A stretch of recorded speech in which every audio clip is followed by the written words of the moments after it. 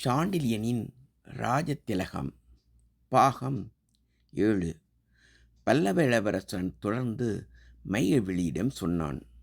காஞ்சியை எதிரிகள் அணுகினால் தாம் காஞ்சியை விட்டு போய்விடுவதாக முன்னமே தந்தை அறிவித்திருந்தார். சாளுக்கிய ஒற்றர்கள் இங்கு உலாவத் தொடங்கினர். ஆகவே நானும் உன் தந்தையும் இரகசியமாக பேசவும் மற்ற ஏற்பாடுகளை செய்யவும் இந்த குடிசையை அமைத்தோம். இங்கு எத்தனையோ இரவுகள் படுத்திருக்கிறேன். இந்த குடிசையிலா? ஆம். உங்கள் மாளிகையை விட இது உயர்ந்ததா? எத்தனையோ உயர்ந்தது. இங்கு பணிமக்கள் தொந்தரவு இல்லை. சுதந்திரம் இருக்கிறது. இயற்கை இருக்கிறது. தரை கடினமாயிருக்காது. பஞ்சனையின் மென்மையை விட இந்த தரையின் கடினத்தையே நான் விரும்புகிறேன். இந்த தரையில் என்ன விசேஷம்? அதுவரை குடிசை வாசலில் நின்றிருந்த இளவரசன் குடிசைக்குள்ளே வந்தான். அவள் தோளில் அன்புடன் இடது கையை வைத்தான். அவள் காதில் சொன்னான், இது பல்லவ நாட்டு தரை, பல்லவ நாட்டு மண். இதை நான் நேசிக்கிறேன். அவள் காதில் அவன் பேசிய போது அவள் காதில் அவன் உதடுகள் லேசாகப்பட்டது. அவள் உணர்ச்சிகள் புரண்டு கொண்டிருந்தன. அவன் உணர்ச்சிகளும் கட்டுமீறி இருக்க வேண்டும். அவன் இரு கைகளும் அவளை சுற்றி வளைத்தன. இந்த தரை கடினமா மைவிழி, பார்க்கிறாயா என்று மிக இரகசியமாக கேட்டான்.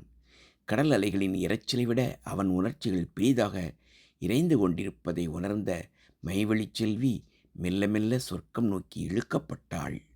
அவனோ மன்னன் மைந்தன் என்பதை மறந்தான்.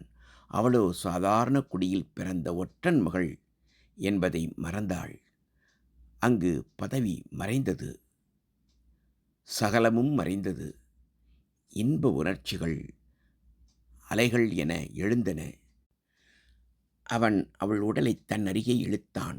இருவர் உடலும் பட்டும் படாததுமாக இருந்தாலும் அவளது மார்பு கவர்ச்சிகள் அவனை கதிகலங்க அடித்து கொண்டிருந்தன. மெல்ல பெருமூச்சு விட்டான். அவளோ அவனை விட 10 மடங்கு உணர்ச்சி வசப்பட்டிருந்தாள்.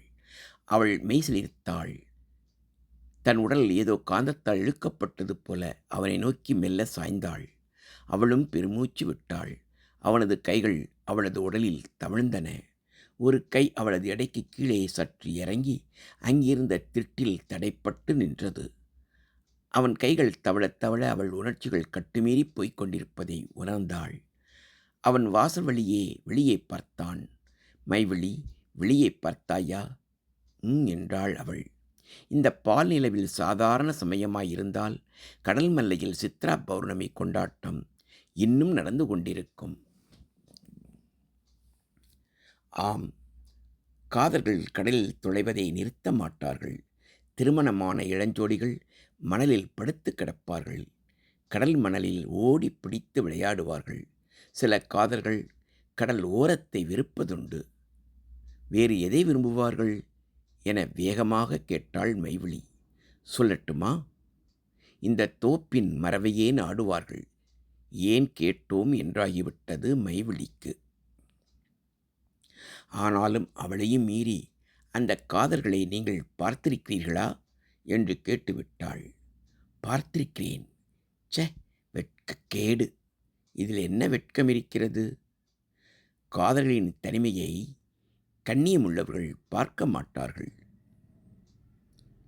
சே சே, அத்தனை மதிக்கட்டவன் என்றா என்னை நினைத்து விட்டாய்?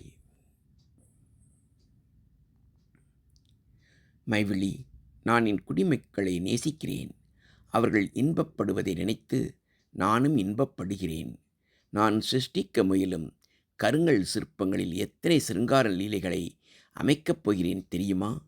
அவற்றில் மனித விகாரத்தையா மக்கள் பார்க்கப் போகிறார்கள்? இல்லை இல்லை, மனித உல்லாசத்தை, மனித சந்தோஷத்தை காண்பார்கள். சிற்பக்கலையில் சிருங்காரமும் ஒரு கலை. எனக்கு அதில் மனவிகாரம் ஏதும் இல்லை. அவர்கள் தனிமையை நேரடியாக காண்பதில்லை, யூகிக்கிறேன். மைவழி செல்வி அவனை சற்று அதிகமாக நெருங்கினாள். உங்களுக்கு ஊகம் அதிகம் போலிருக்கு. ஆம், கற்பனை சிங்கார லீலைகளை கல்லில் வடிப்பீர்கள் போலிருக்கு. ஆம், கல்லில் வடிப்பதோடு நிறுத்தி கொள்ளுங்கள் இளவரசே என்று தழுதழுத்த குரலில் சொன்னாள். தொடரும்.